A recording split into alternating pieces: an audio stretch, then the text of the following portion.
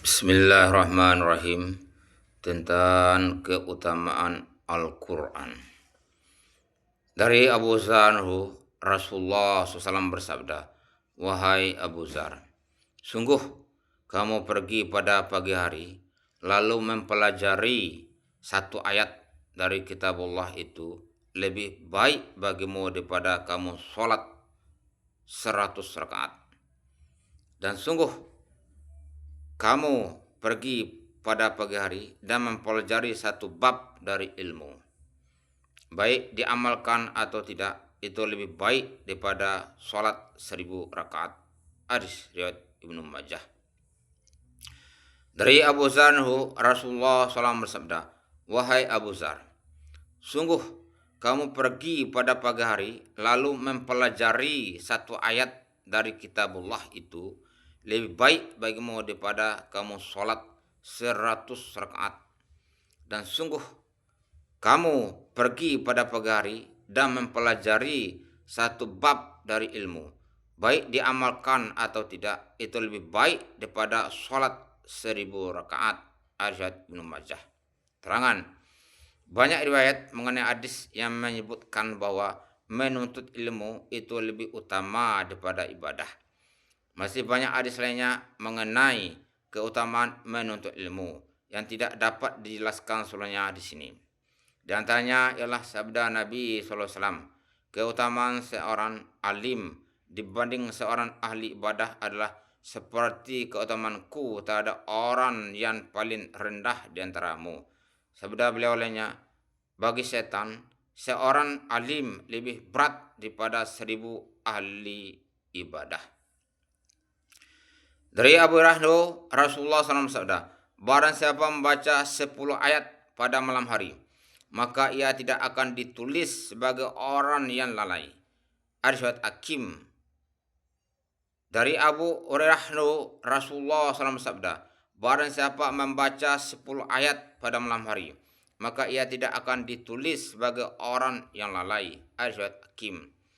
Terangan, membaca 10 ayat pada malam hari yang hanya menghabiskan beberapa saat akan menyelamatkan orang yang bacanya agar tidak digolongkan dengan orang-orang yang lalai pada malam tersebut.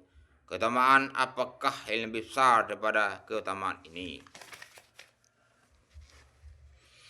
Dari Abu Hurairah, Rasulullah SAW bersabda, barang siapa menjaga sholat fardu, maka tidak akan digolongkan sebagai orang yang lalai.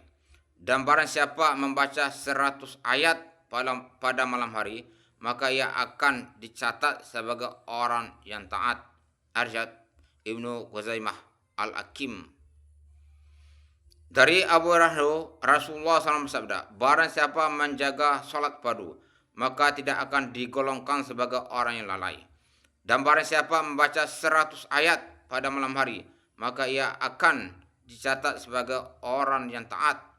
Hadis Ibnu Khuzaimah Al-Hakim. Terangan, Hasan Basri meriwayatkan, Rasulullah SAW bersabda, barang siapa membaca 100 ayat Al-Quran pada malam hari, akan diselamatkan dari tuntutan Al-Quran.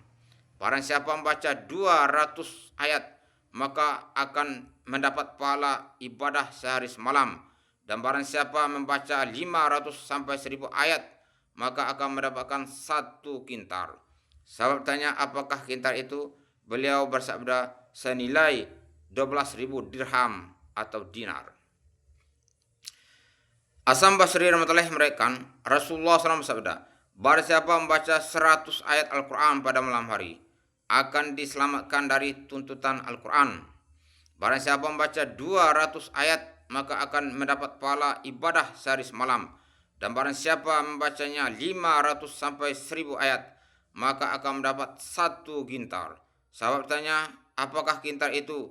Beliau bersabda, senilai 12.000 dirham atau dinar.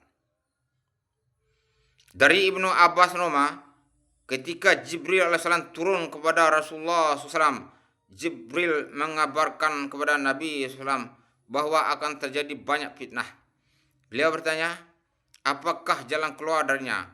Wahai Jibril, jawab Jibril, kitabullah. Hadis Razin. Ar-Rahmatul Mahdah. Keterangan, mengamalkan isi Al-Quran akan menjauhkan diri kita dari fitnah, dan keberkahan dari membacanya dapat menyelamatkan kita dari fitnah.